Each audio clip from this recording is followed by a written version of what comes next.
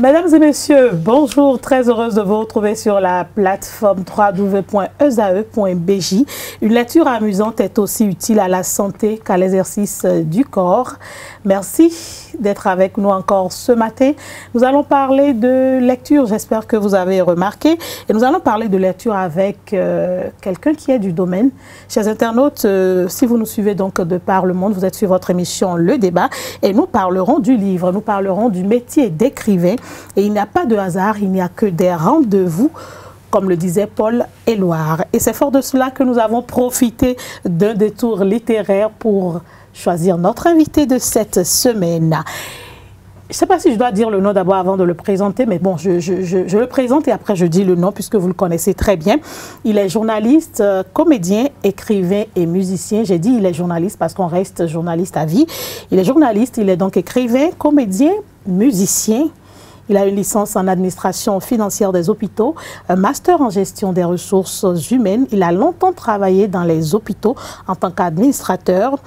Il a un album musical sorti en 2010. Il est auteur de 4 livres dont nous allons parler tout au long de cette émission. La première partie où restait l'infamante République. PV Salsis, il nous dira pourquoi ce titre. Il a sorti également État conteste, c'est un recueil de nouvelles. Et enfin, Dessin de silence en 2017, un recueil de poésie. Et depuis, il continue son amour et sa passion pour le journalisme. Il collabore donc avec le journal satirique Le Déchaîné du Jeudi, un journal qui fait rire suffisamment à foison. Si vous aimez donc rire, abonnez-vous donc à ce journal. Et il ne s'arrête pas là. Il est chargé actuellement de développement des ressources humaines dans une entreprise de télécommunications. Vous voyez, il est encore dans le secteur de la communication et de l'information. Monsieur Habib Dakougan, bonjour. Bonjour Léa, merci de m'avoir invité. Sénat, Léa. Okay. J'ai dit Léa, Sénat ou Sénat Léa? Non, c'est l'ordre ça, c'est Sénat avant Léa. Sénat Léa. C'est mieux, non? Oui, bien sûr. Il faut qu'on revienne à nos prénoms locaux, hein. C'est la lutte que je fais ici. Parce que ça parle plus, c'est plus profond. Hein? Bien sûr. Monsieur Habib Dakougan, c'est comme ça vous le connaissez. Hein? Désormais, il faut l'appeler Gbenou pour Habib Dakougan. Là, ça va changer un peu. Quand vous allez dire ça, vous allez dire, mais c'est qui ça? Et vous allez dire, non, c'est le même Habib Dakougan, quoi. Monsieur Dakougan, qu'est-ce qu'un écrivain? Difficile, hein? Oui, difficile parce que, en réalité, l'écrivain a un état final, un état, on constate que la personne est écrivain à partir du moment où elle publie des livres. Juste voilà. Ça. Mais il y a un processus. Oui, bon, donc c'est dire que déjà, ce n'est pas un métier constitué. Ce n'est pas un métier constitué en ce sens qu'il n'y a pas d'école pour être écrivain. La seule école qu'il y a pour être écrivain, c'est l'école de la vie. Et après, il y a le fait que c'est un métier d'inspiration. Bon, donc, c'est dire que rien n'est garanti. On peut vouloir être écrivain sans jamais l'être si on n'a pas eu la flamme un jour et puis la persévérance pour sortir un livre. Voilà. Bon, donc, pour résumer, l'écrivain, c'est celui qui écrit des livres. Maintenant, est-ce qu'il en fasse son métier de subsistance ou pas? Moi, je m'en arrête au fait qu'il écrit des livres, donc il est écrivain. D'accord. Donc, en termes plus simples, je deviens écrivain dans l'école de la vie, avec les expériences du quotidien. Avec les expériences du quotidien, avec un minimum de formation aussi. Moi, quand je dis formation, c'est de l'auto-formation, l'amour de la lecture, l'amour de l'écriture. Donc si j'aime lire, si j'aime écrire, je peux devenir écrivain. Bien sûr, mais il faut vouloir être écrivain, se mettre en écriture, se lever, s'offrir une discipline d'écrivain, pouvoir conceptualiser les choses, pouvoir penser, pouvoir aller au-delà du simple observateur. Et avoir cette petite malice de mettre des personnages en conflit et avoir En interaction, c'est mieux de dire en interaction. Quand je parle de conflit, c'est opposition d'intérêt. Parce que ce n'est pas forcément le cas. C'est de l'opposition d'intérêt que naît la flamme. C'est de deux silex que naît le feu. Bon, donc, il faut avoir cette malice, il faut avoir cette imagination débordante pour pouvoir créer un univers et nourrir cet univers et le mener là où on veut. Bon, donc, en réalité, quelqu'un a dit la dernière fois sur un plateau, je pense que c'est Christine Angot qui disait sur le plateau de On n'est pas couché, en parlant de Yann Moix qui était venu présenter son dernier livre, et dit vous écrivez des livres et vous êtes écrivain. Ah, il y a une différence. Oui, enfin, ce qu'elle dit et auquel je souscris, c'est que vous pouvez écrire des livres sans être écrivain. Parce que être écrivain, c'est mener le débat, non, c'est mener le débat et le rendre intéressant et le mettre à la disposition de la communauté et faire épouser son idée par la communauté. C'est pas évident. C'est pas évident pour écrire vos livres qui resteront dans l'anonymat ou resteront muets. Bon, voilà. Alors, bon, ça c'est oui, voilà. Mais ça, c'est une interprétation. D'autres vous diront il a écrit un livre, il est écrivain. D'accord. Donc, ça dépend. Moi, je dis que vous êtes écrivain puisque vos livres nous intéressent. Je l'espère bien. Non, mais vous l'êtes puisque vos livres intéressent. On a toujours envie d'en savoir plus. Même quand on finit de lire vos livres, on se dit, il y a encore quelque chose à savoir. Donc, je pense que vous l'êtes. Bon, c'est ma définition. Hein. Donc, quand je vous comprends bien, tout le monde peut devenir écrivain sans savoir écrire aussi, c'est ça? Non. Je peux demander à quelqu'un de m'aider à écrire mon livre? Et être l'auteur du livre, non? Oui, ça c'est, entre griffes, la négritude littéraire. Wow. Parce qu'on appelle, c'est un néologiste, je crée le terme comme ça, celui qui écrit un livre pour un autre, sur lequel on met le nom de l'autre. Il y en a qui écrit des tests pour des Voilà. Des artistes. Alors, en termes de littérature, on dit que c'est un nègre. Alors, si vous voulez, mettre votre... non, c'est le terme consacré. Vous voyez, en Occident, un blanc peut être un nègre. Parce qu'il écrit... C'est pas le nègre. Bon, maintenant, d'où est-ce que c'est venu? Est-ce que c'est péjoratif? Ça, je n'ai pas encore fouillé pour savoir d'où est venue cette expression. Donc, si vous voulez que je mette votre joli visage sur un livre et que je mette Sénan Léa Glago dessus, vous me payez et puis je fais le travail et voilà, personne ne saura. Ah non, il y a des moments quand les conflits interviennent, ça oui, il faut payer, c'est ça. Ça devient même un chantage à vie si vous ne savez pas faire. Bien sûr, ça dépend des je pense qu'il vaut mieux être véritablement écrivain et pouvoir écrire soi-même ses livres. Et donc, je peux quitter n'importe quel domaine d'activité, bon, si je prends exemple sur vous, hein, pour devenir écrivain. Bien sûr. C'est pourquoi je dis en réalité, ce n'est pas un métier constitué. Si. C'est une occupation qui vient par passion. Bon, un peu comme ça va, le journalisme, on l'apprend aujourd'hui. Oui, il y a une différence. Il y a une différence. Mais être écrivain, c'est... comment je vais dire? C'est un état... C'est une situation de fait. C'est une situation de fait. Une situation de fait. Oui, c'est une situation de fait. C'est-à-dire qu'on me retrouve en train de créer et on me retrouve en train de créer avec la volonté de partager ce que j'ai créé. Et ben voilà, on m'appelle écrivain. Alors, les effets de cette situation, de cet état ne sont pas formels. C'est-à-dire que c'est pas comme je suis juriste, je travaille pour une entité, que j'ai un salaire. Vous voyez, c'est un métier ultra libéral, je vais dire. Ultra libéral. Trop libéral. Oui, voilà.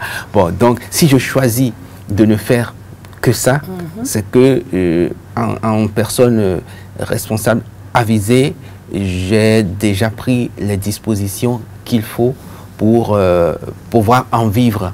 Je pense que ça va être pour les retraités, quand ils vont finir de travail, qui seront à la retraite et inoccupés. Bon. Sinon, moi, je ne pourrais pas tel que je suis aujourd'hui, être qu'écrivain? Ah, ça dépend, ça dépend.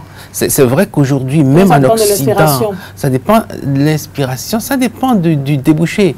Parce que, bon, si mes livres ne sont pas vendus, et encore que même si mes livres sont vendus, les pourcentages que je vais percevoir, ils sont minimes, je pense qu'il vaut mieux que ce soit une activité secondaire. Il y en a qui en vivent, mais ils sont très peu nombreux.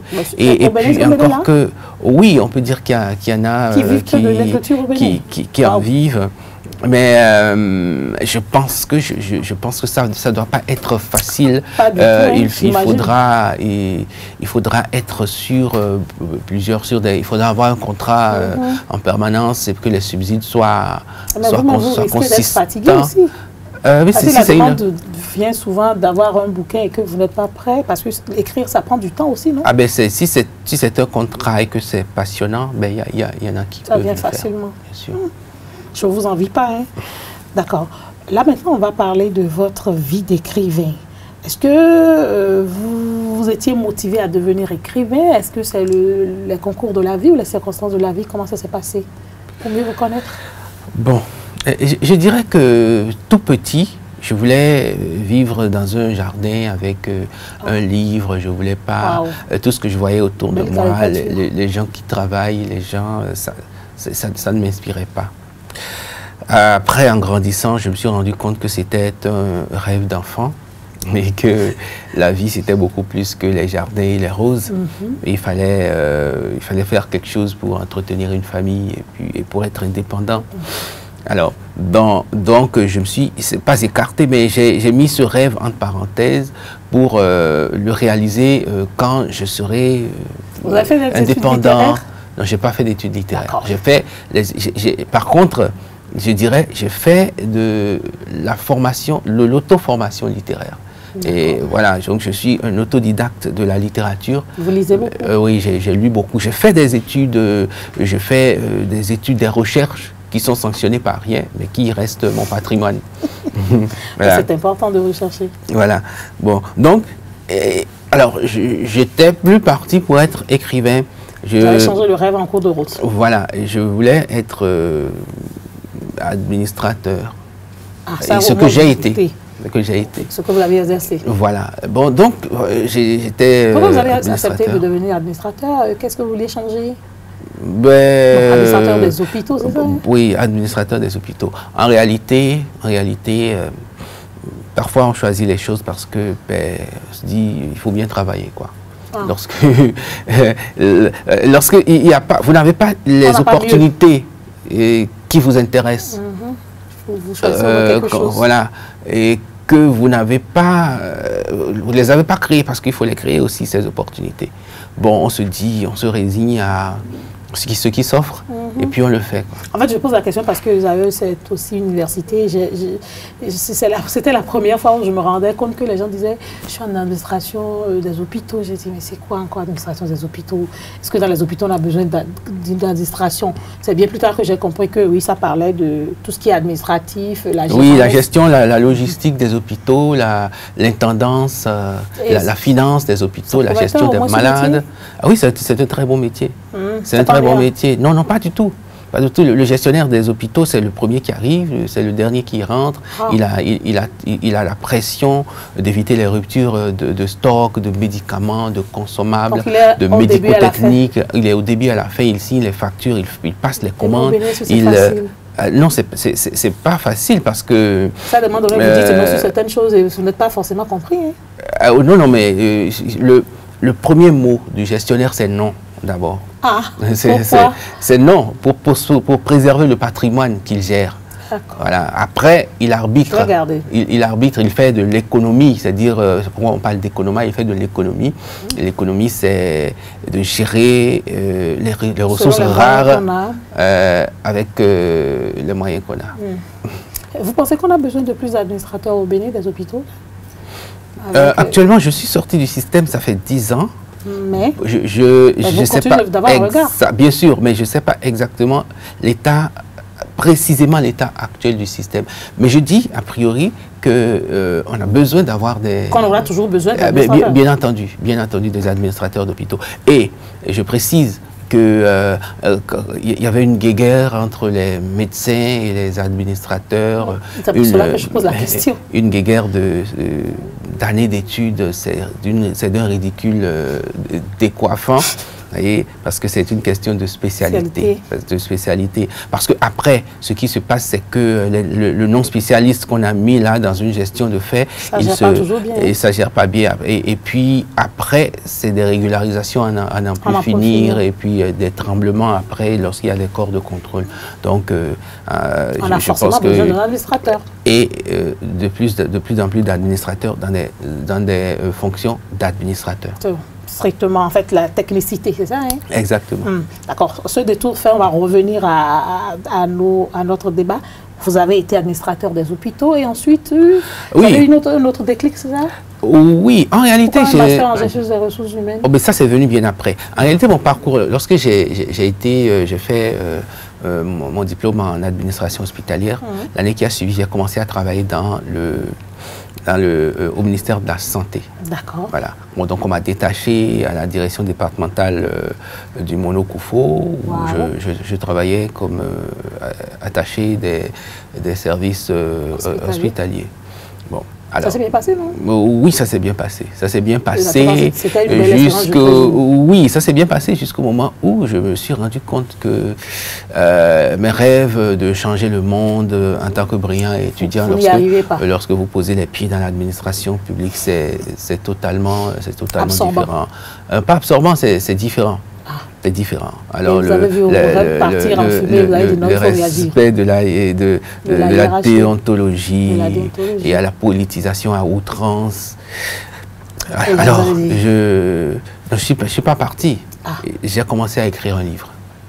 C'était parti ou resté? C'était parti ou resté. Et justement, parti ou resté parce que je me suis dit, lorsque je pose le pied dans l'administration publique, c'est comme si je signais un contrat tacite avec la mauvaise gouvernance. Alors, en tant que jeune rêveur, est-ce que je reste ou est-ce que je pars? Et qu'est-ce que vous avez décidé? C'était ma question. Ça vous a conduit à partir, c'est ça? Je me dis que ce livre a certainement conditionné mon départ parce que lorsque je l'ai écrit, le personnage principal est parti. C'était pas moi, c'était le personnage principal, puis c'est une fiction. Il faut toujours préciser que quand on écrit un livre, ce n'est pas forcément une histoire vécue. C'est pas forcément une histoire vécue, mais dans mon cas, tient compte du vécu. Oui, tient compte du vécu. Et lorsque je crée un personnage, c'est forcément pas moi. Il peut être inspiré de moi et de milliers d'autres personnes. Souvent, les gens ne le comprennent pas. Oui, souvent les gens ne le comprennent pas. Une fiction, ça reste une fiction. Bon, donc, lorsque j'ai écrit ce livre, j'ai continué dans le système, mais au fil des jours, je me suis rendu compte que tout concourt à ce que je parte. Et puis voilà. Vous êtes parti. Je suis parti. Pourquoi l'Infamante République? L'Infamante République, l'Infamante République parce que... Vous avez du mal à trouver le nom ou bien vous l'avez trouvé comme ça non, c'est un nom qu'on a trouvé dans le processus éditorial. D'accord. Ouais, parce que c'était parti pour être l'ineffable République, c'est la République dont on n'arrive pas à parler. Et puis, bon, après le travail éditorial, il y a eu des contacts et puis on s'est dit, bon voilà, on va parler de l'Infamante République, c'est-à-dire la République qui nous salit et que nous salissons. Voilà. Donc, ça me convient, le titre. Voilà, ça me convient. Nous sommes responsables de ce qui arrive à la République. Bien entendu, ça, il n'y a rien à faire. Personne d'autre n'est venu faire les choses à notre place. Ça, c'est vrai. Et c'est à nous de changer le monde. Bien sûr. Et là, le rêveur est revenu. Et j'ai écrit ce livre-là. Et voilà, 2 ans après, c'était en 2006. 2 ans après, il a obtenu le prix du Salon international du livre Cotonou. Ça vous-même. Le prix. Comme quoi, c'était un bon livre. Ah ben, j'espère bien oui. Hein, oui, mais puisque ça a attiré l'attention sur une réalité que nous vivons. Oui, et qui est toujours actuelle. Voilà. Et qui est toujours actuelle parce que, bon, aujourd'hui, les gens recherchent encore... des solutions. Et le livre, les gens le recherchent encore. Ça fait quand même 13 ans aujourd'hui. Dites à votre éditeur de refaire le travail. Oui, non. Le livre est disponible, juste que ben, il est souvent en rupture. Ben, c'est ce que je dis. Donc, continuez par rééditer, En fait, c'est cela. Quand c'est bon, on achète, quoi. Et le plus important aussi, c'est que ce livre nous permet de nous revoir nous-mêmes au travers d'un miroir. Bien entendu. De revoir notre société, ce que nous en avons fait, comme vous le dites là, et de voir dans quelle mesure nous pourrions corriger les choses. Bien entendu. En réalité, le livre était tellement... fort, quand je dis fort, était tellement actuel et réaliste que j'ai commencé à avoir des petites, je ne vais pas dire menaces, mais des petits emmerdements de la part de personnes, des appels, mais qu'est-ce que... Non, ce n'était pas des menaces, mais c'est des trucs du genre, mais pourquoi tu fais... C'est comme si c'était un délit d'initié parce que tu es dans le milieu et que tu... Ben, j'ai dit, j'ai pas fait du journalisme, j'ai fait de la fiction. Bon, donc, voilà. Au contraire, plus il y a de remous... je pense bien que oui, parce que j'ai dit, plus il y a de remous, plus il y a de réactions, c'est comme s'il y a des morveux qui se mouchent, quoi. Bon, ça, donc il vaut mieux que chacun se calme. C'est vrai.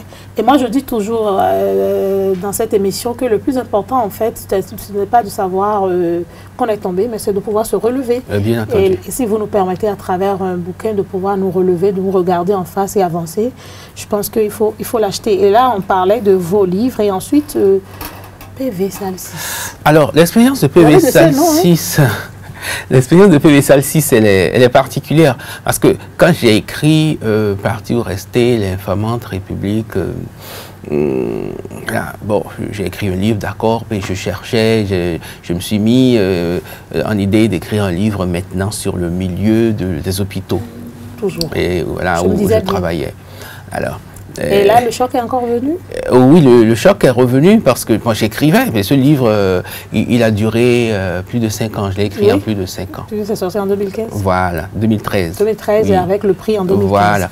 Alors, je l'ai écrit en plus de 5 ans. Donc, je l'écrivais tranquillement. En fait, je notais ce que je remarquais parce qu'il y a le tour du gestionnaire. Le gestionnaire, il fait un tour, il passe dans les hôpitaux, dans les salles, il passe dans les couloirs, il passe dans les services. Voilà, dans tous les services pour voir si tout va bien. Et j'ai fait des rencontres avec des malades qui m'ont bouleversé. Ils ont traumatisé. Voilà, donc j'ai commencé à consigner tout ça. Et voilà, un jour, j'ai vu dans une annonce, j'ai entendu parler du Centre national du livre de Paris, qui pouvait offrir des bourses d'écriture à des écrivains. Et là, vous avez dit, c'est une opportunité à ne pas rater. Voilà, donc j'ai cherché, et puis voilà, j'ai eu le dossier, et il fallait avoir écrit un livre déjà qui a été publié à compte d'éditeur. Je me dis, ben, c'est une bonne opportunité, pourquoi pas. Et voilà, j'ai envoyé le projet de PV Salle 6 qui a été accepté, et j'ai reçu une bourse. Alors quand vous recevez une bourse, vous avez le devoir de rendre le travail. Bien sûr. Et de le rendre bien. Bien. Donc c'est comme ça que PV Salle 6 a été écrit.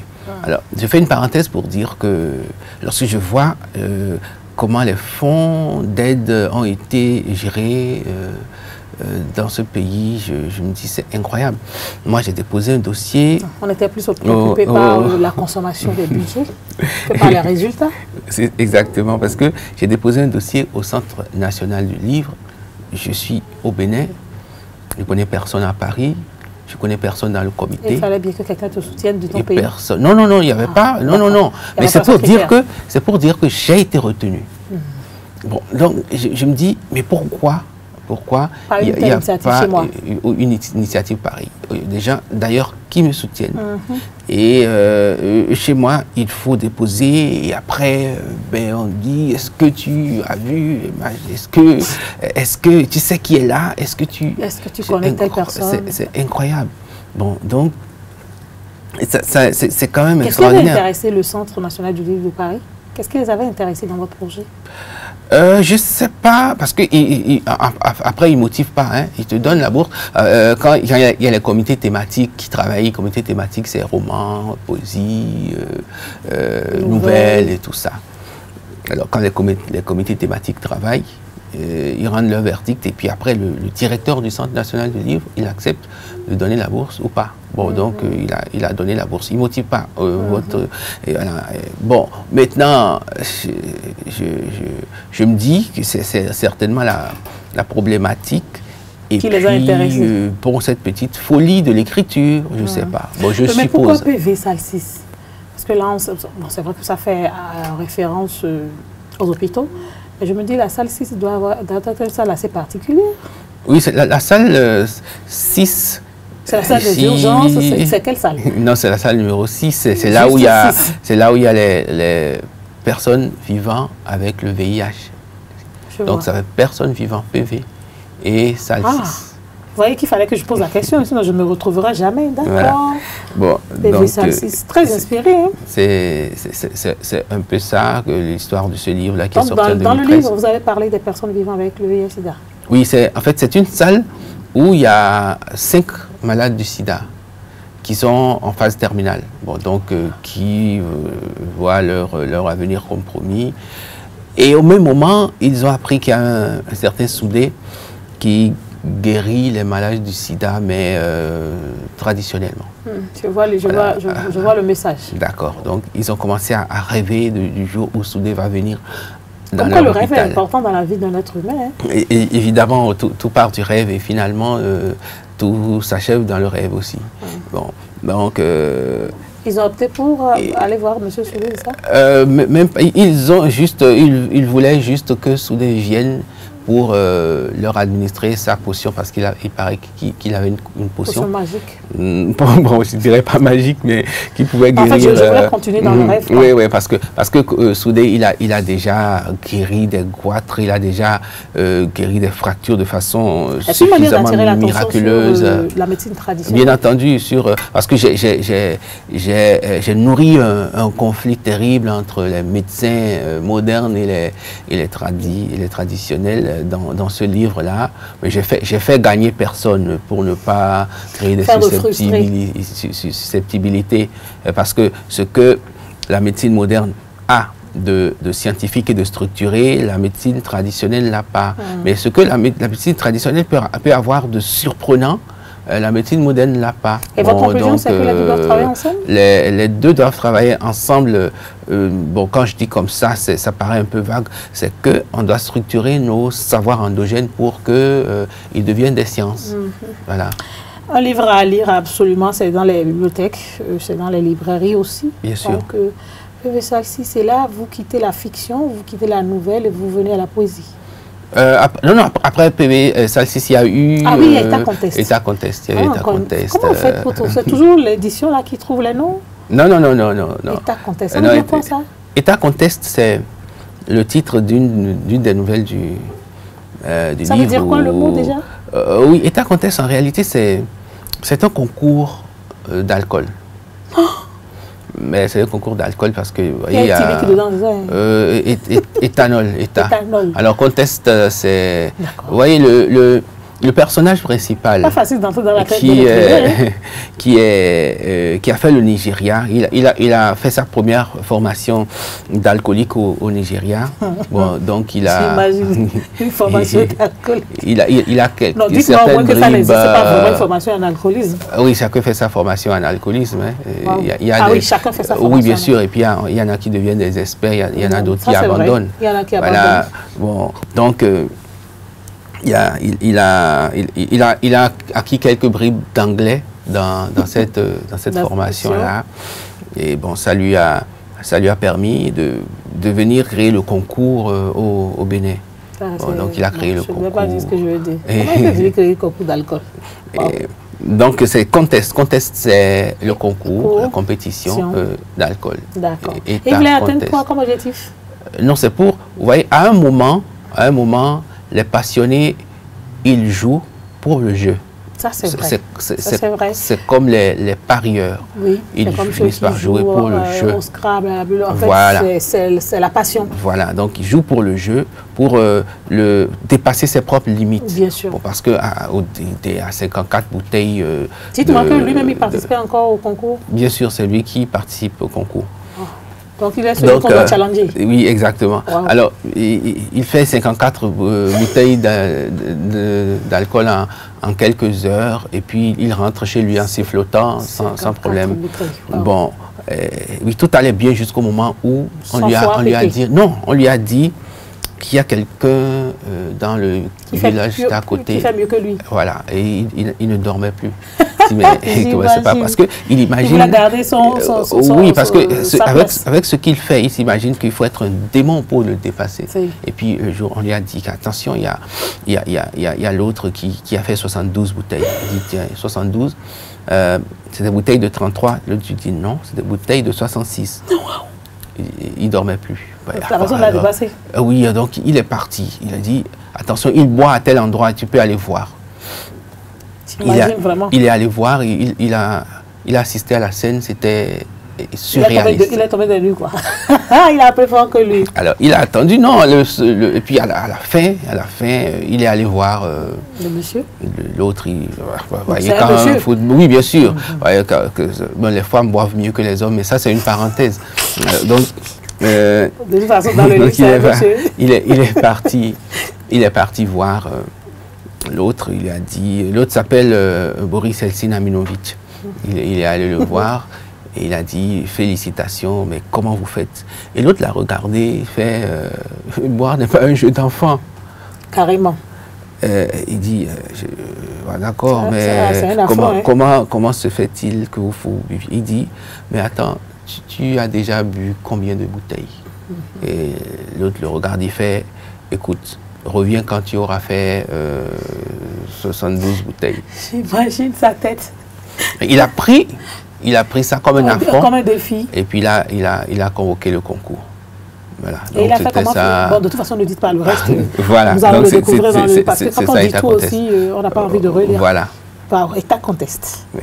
Et maintenant, ce qui m'intéresse, moi, la poésie. Ah oui, bon, voilà. J'ai signé pas mal de préfaces de poésie. Bien sûr. Tout le temps, voilà, depuis tout le temps. Et parce que, voilà, ce que je dis pas souvent, c'est que à 15 ans, j'étais le plus jeune poète du centre Froissart de Paris, de Valenciennes. Pourquoi vous le dites pas souvent? Je l'oublie parce que ça fait longtemps. Ah non, mais ça fait pas longtemps. Bon, donc, ça ramène un peu dans le passé. J'ai commencé avec la poésie. Et j'ai commencé avec la poésie. Et puis j'avais pas abandonné. C'est un moment, je voulais être poète, quoi. Mais c'est un moment, la poésie, c'est le parent le plus pauvre de la littérature. Bon, la poésie, c'est l'art supérieur, mais c'est le parent le plus pauvre. Il est mal compris aussi. Bon, donc, ça nourrit définitivement pas son homme. Et c'est de moins en moins lu. C'est plus le divertissement. C'est plus un métier de plaisance, voilà. Bon, donc... à un moment, je me suis... j'ai fait une parenthèse. Et qu'est-ce qui a fait le déclic? Non, mais c'était... voilà, j'écrivais quand même quelques poèmes de temps en temps. D'accord. Mais j'ai collaboré avec la plupart des poètes d'ici. Voilà, la plupart des poètes. Bon, donc, le déclic, c'était le décès de mon grand ami Hervé Gigot, le peintre Hervé Gigot. Et ça, vous voilà, voilà, et c'était juste incompréhensible. Alors, c'est toujours incompréhensible. C'est incompréhensible. Et puis, vous commencez par vous imaginer cette personne, est-ce qu'elle est dans des ténèbres? Est-ce qu'elle me parle? Est-ce que lui, en tant que peintre, est-ce qu'il développe d'autres paysages là-bas? Qu'est-ce qui se passe? Pourquoi? Est-ce qu'il veut venir et qu'il ne vient pas? Est-ce que c'est lui-même qui s'éloigne? Assez de questions. Et puis, bon, voilà, j'ai écrit ce recueil. Avec un hommage pour lui? Bien, avec un hommage pour lui. Il m'apprenait le dessin. Il m'apprenait le dessin dans le temps. Aussi. Je suis amateur et puis j'apprends tous les jours. Bon, donc là, je me suis dit... C'est une vraie passion.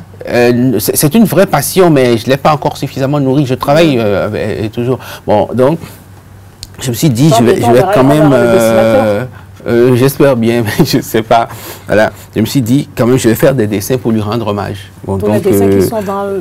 Oui, c'est mes dessins qui sont... C'est mes dessins que... Donc, c'est les dessins que je fais. Dessins de silence. Dessins de silence, dessins, oui, et puis de silence, parce que, voilà, mon ami qui a rejoint le monde du silence, est-ce que mes dessins, il va les voir? Qu'est-ce que ça va lui faire? C'est sûr qu'il les a vus, puisqu'on dit qu'en Afrique...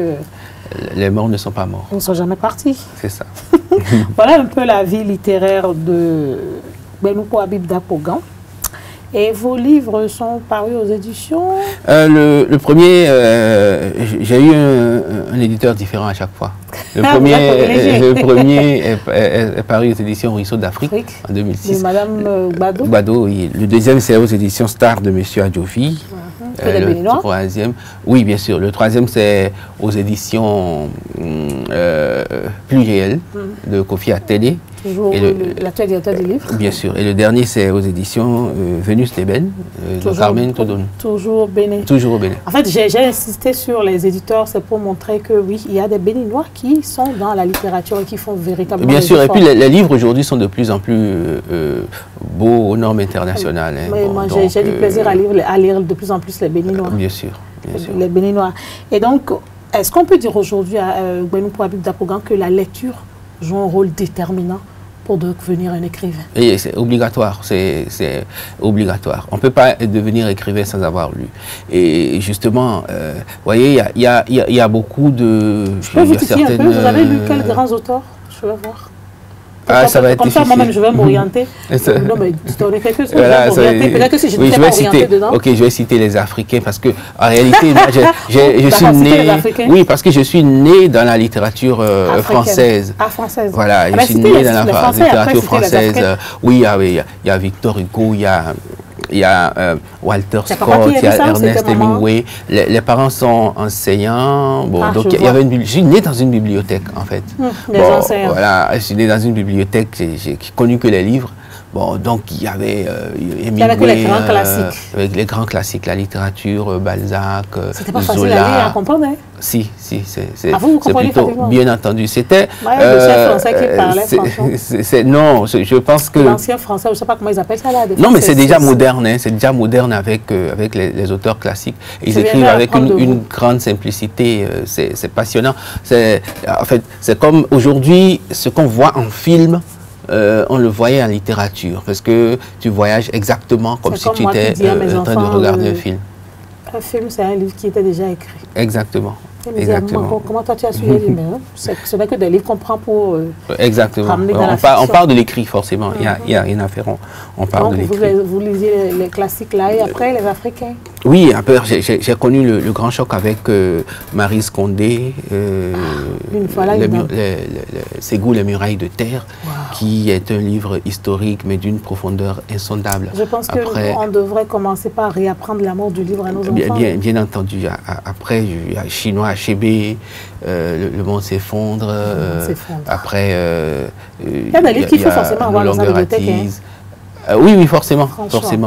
Et après, il y a Djibril Tamsir Niane, Sundiata, les poupées mandingues, c'est des romans qui m'ont vraiment troublé. Après, il y a les modernes, il y a Alema Bankou, il y a Florent Kouazotti, il y a... oui, il y a un nom qui m'échappe. Il y a Sonny Laboutansi. Il y a plein de mémoire, je peux pas citer, mais voilà. Une grande bibliothèque, hein, à ce rythme-là. Non, mais on peut toujours.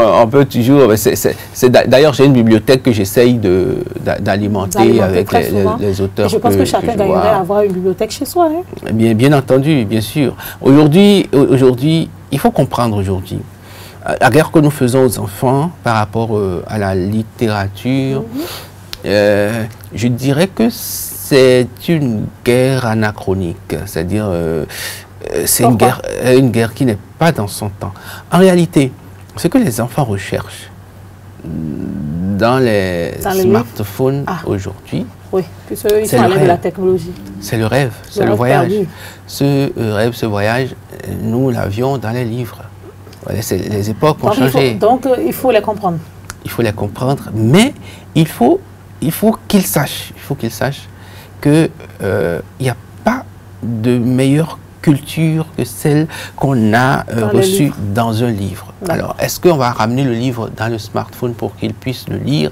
Il y a des bibliothèques en ligne. Oui, il y a des bibliothèques en ligne, mais l'expérience a prouvé que c'est difficile de se concentrer sur un écran. D'abord, c'est pour les yeux.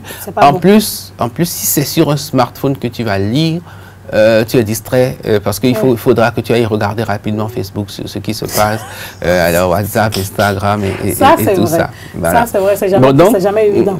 Voilà, il y a des liseuses qui sont destinées uniquement pour la littérature. Il y a des livres électroniques, milliers de livres. Mais quand je fais le tour, devant l'écran, quand je fais le tour, je me dis, est-ce que le livre papier n'est pas mieux? Mais c'est moi. Et je comprends. Hein, c'est-à-dire, quand on s'y met, les époques changent. Ça, c'est vrai. Les époques changent.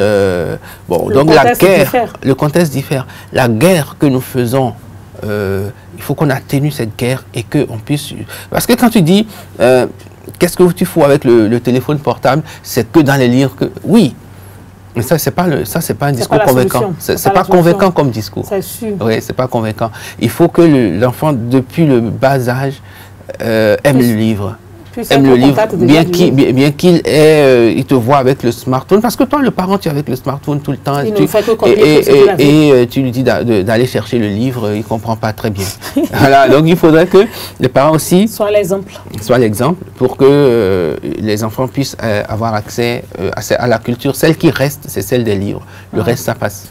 Et quand je vous ai suivi, j'ai compris que vos parents étaient enseignants. Et donc, en tant qu'enseignants, ils vous ont moulé.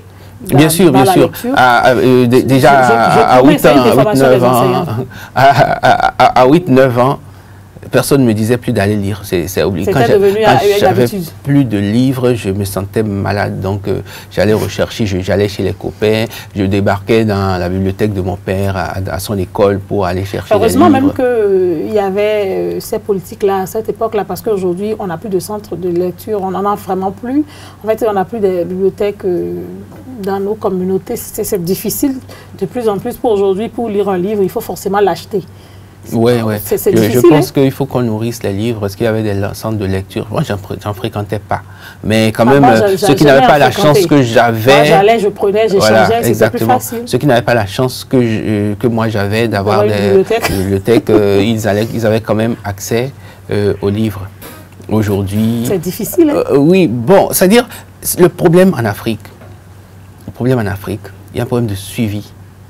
Il y a un problème de suivi, un problème de prospective, un problème de structure. De viser à long terme. Voilà, exactement. Nous vivons dans la conjoncture, c'est-à-dire celui qui est là, il gère ce qu'il peut, sachant que il pense à comment finir sa maison et tout, partir. Bon, donc il faut que on soit dans des visions structurelles, où on met quelque chose en place. Pour que, c'est-à-dire quand la bibliothèque se dépouille, on la remplace, on la rafraîchit. C'est à quoi j'ai pensé aujourd'hui quand je venais sur ce plateau. J'ai pensé aux aventures de Finaillon. Voilà, il y avait des aventures de Finaillon. Aujourd'hui, j'en parle à mes enfants, mais je ne peux même pas leur montrer un seul livre de Finaillon que j'ai. Or, tout ça participe à l'histoire. ça participe à l'histoire. Et ça racontait bien la mémoire ne se perd jamais. Ce que les Occidentaux ont de plus que nous, c'est la mémoire. Et puis, ils viennent d'ailleurs chercher nos reliques pour aller constituer leur mémoire. Je pense même qu'on va peut-être demander à nos autorités de voir dans quelle mesure, même si ce n'est plus au programme, ces aventures-là, de les ramener tout au moins dans les petites bibliothèques pour donner la possibilité à des parents de les offrir aux enfants. C'est obligatoire. Parce que finalement, Finayo, qui est de la même localité pratiquement que vous, dans le même département, il a fini par se convertir. Alors que c'était, moi, je ne sais pas, j'ai tellement gardé ça. C'est l'un des plus beaux souvenirs que j'ai gardé, d'avoir lu ces livres. Et surtout, on organisait des excursions pour aller visiter Sado, connaître les personnages. C'était très instructif. Bien sûr. Et aujourd'hui, malheureusement, ou je ne sais pas comment je vais dire ça, on n'a plus ce rêve-là. Oui, il faut qu'on reste dans une vision prospective et de développement.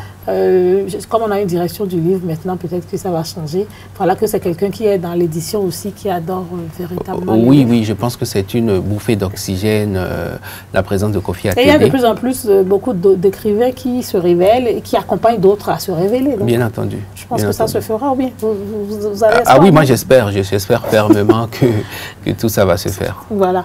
Et là, puisqu'on parlait des enfants, de leur amour pour la technologie aujourd'hui, je sais que vous êtes parents également. Qu'est-ce que vous faites pour tout au moins équilibrer ce rapport de force entre la technologie et les livres? Comment est-ce que vous faites? Comment est-ce que vous arrivez à convaincre vos enfants? Moi, j'ai des livres à la maison et moi, j'ai souvent un livre. Souvent sur vous. Voilà. Bon, donc, il y a mon petit qui vient, il vient prendre les livres. Bon, moi, les livres que je ne veux pas à tout moment. Et il vient les prendre. Il vient les prendre pour les déchirer, mais quand même, j'aime bien qu'ils les prennent. J'aime bien qu'ils les prennent, qu'ils se familiarisent. Je pose la question parce que moi, des fois, je dis non, il faut attendre les congés, les vacances, parce qu'il y a déjà les livres au programme qu'il faut lire. On me dit non, je peux lire les livres au programme, c'est comme j'ai acquis d'autres livres il n'y a pas longtemps, on me dit maman, je veux lire. J'ai dit mais quand même, attends que je finisse de lire pour te l'emprunter. Ah voilà.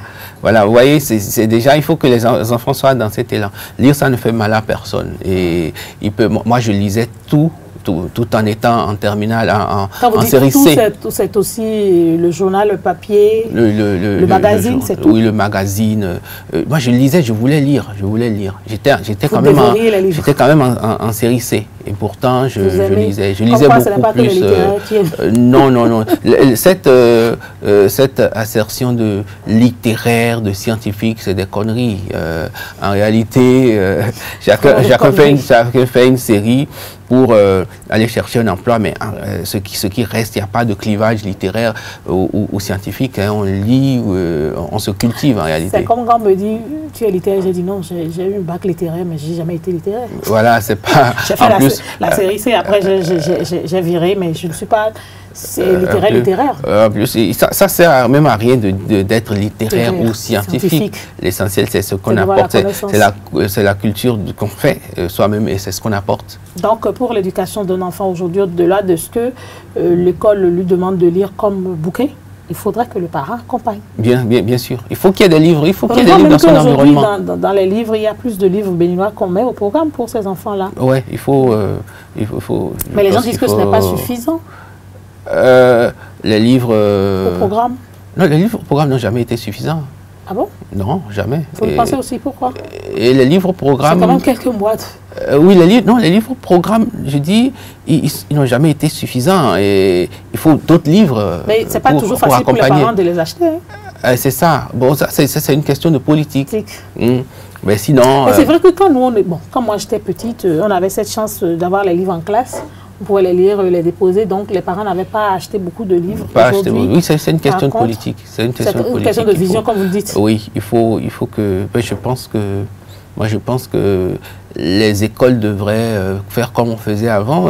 Il y avait un lot de livres. Nous, quand on allait à l'école, il y avait un lot de livres que le maître ramenait et on nous distribuait, on lisait, on tapait un peu et puis on rentrait à la maison. Voilà. Car à toi, c'est une idée.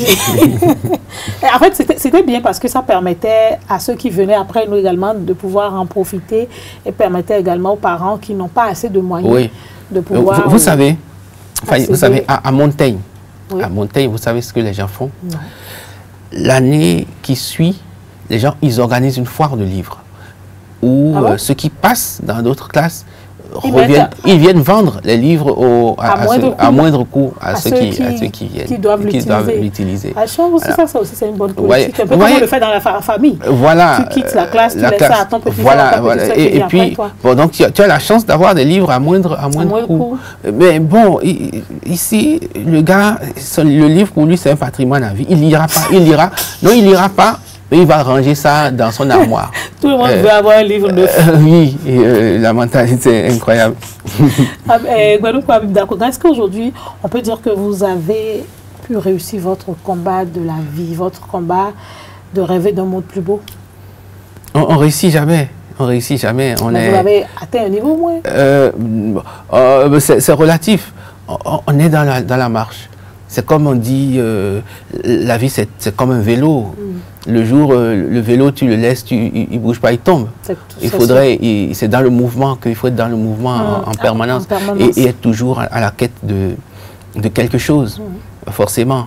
Il faut être dans l'optimisme. L'optimisme, vous savez, c'est le fait de se coucher le soir en se disant « demain, je vais me réveiller ». C'est juste ça l'optimisme. Voilà. Demain, il fera beau. Oui. Donc, si je dis le jour, je me couche en disant je ne vais pas me réveiller demain, c'est que j'ai perdu mes espoirs et mes rêves. Bon, donc, il faut toujours vivre d'espoir et de rêve. Et de rêve. Donc, je tends toujours vers quelque chose, je fais de nouvelles expériences littéraires, et puis artistiques et tout. Donc, je ne peux pas me dire j'ai atteint un niveau. Tout ce que je peux dire, parce qu'il y a des jeunes qui viennent tout le temps. J'ai des manuscrits qui me sont soumis pour tout ce que je dis. je dis, quand je lis les premières lignes, je me dis, sans donner de leçons, parce qu'il y a quelque chose.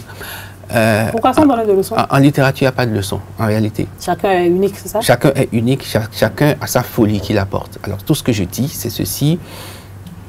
Je dis, tu as des prédispositions, maintenant, va lire. Quand tu finiras de lire, tu reviendras et on va discuter. Alors, c'est pas... Je dis... C'est pas une façon de décourager. Pour dire ça, c'est pas bon, ça, vous ne faites pas ça. Le bon et le pas bon, c'est dans la syntaxe, dans le vocabulaire et tout. Ça, on peut dire. Quoi. Bon, quand c'est manifestement indigeste, pour moi, je dis, pour moi, c'est indigeste. Ça, c'est moi. D'accord. Mais après, la conception, les personnages, la folie de l'intrigue, tout ça, ça appartient à chacun. Je dis, fais ta folie, va au bout de ta folie, fais ce que tu veux. Moi, je ne suis pas là pour juger, je te jugerai jamais, mais ce que je te dis, nourris-toi de beaucoup d'autres expériences littéraires pour être le plus ouvert possible et le plus à l'aise possible. C'est comme le truc est tellement banal. Lorsque... On pas, hein. Non, mais attends. J'ai envie d'écrire, mais j'ai peur d'écrire. Lorsque on amène... si on avait amené quelqu'un qui n'a pas été à l'école sur ce plateau, il ne va pas s'exprimer comme nous on s'exprime. C'est clair. Voilà, c'est tout. Donc il faut... la différence. Voilà, il faut se cultiver et mettre quelque chose dedans pour pouvoir le sortir. Bon, donc c'est tout ce que je dis aux jeunes. Mais la plupart du temps, l'être humain veut être écrivain. Non, c'est naturel. Oui, on a... La plupart des gens... n'a pas envie d'écrire, hein. Bien sûr. Moi, je pense que tout le monde a envie d'écrire. Et que, bon, il y a des circonstances de la vie qui font que... on oublie cette passion. Tout le monde a... Moi, je pense que tout le monde a envie d'écrire. Bon, du coup, ben... Moi, malgré mon niveau, je me dis, m'asseoir et écrire, là, ce n'est pas pour moi. Hein. Non, peut-être que l'envie est là et que ben, vous analysez, vous dites, waouh, est-ce qu'il ne vaut pas mieux que j'abandonne? C'est un travail trop lourd pour moi, quoi.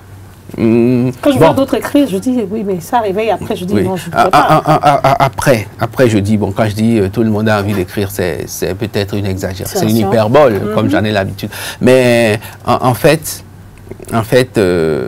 tout le monde ne peut pas écrire pour la simple raison pour la simple raison que tout le monde ne fera pas la même chose. C'est clair. Voilà. Bon, c'est pas mais chacun peut écrire dans son domaine d'activité. Oui, bien sûr. Et c'est peu. Si on veut. En fait, après, ce que je dis aux jeunes, et ils me trouvent cynique. Parfois, je dis, ben bon, je vais à une conférence, on finit de parler, puis on dit, mais oh, voilà, comment on devient écrivain.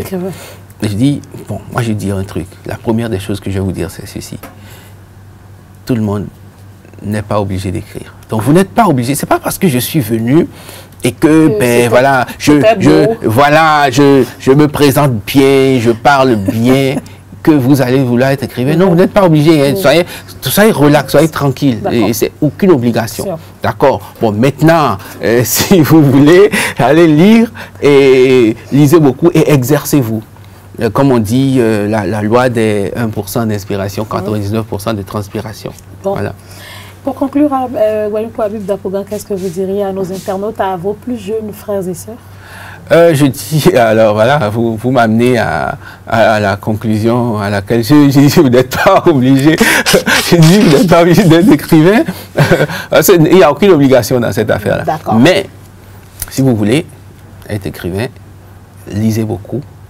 Soyez curieux, faites beaucoup d'exercices de littérature.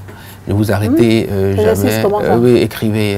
Exercice de littérature, formez des phrases, prenez des phrases d'auteurs, changez-les. Je ne dis pas plagiat, mais changez-les, réécrivez. Juste pour s'amuser. Pour s'amuser. Exactement comme le footballeur, il regarde Maradona et puis il imite ses pas. Voilà. C'est exactement ça, le chanteur, il regarde, il interprète et tout ça. C'est ce qu'il a sa propre particularité. Exactement, donc c'est ce que j'ai demandé.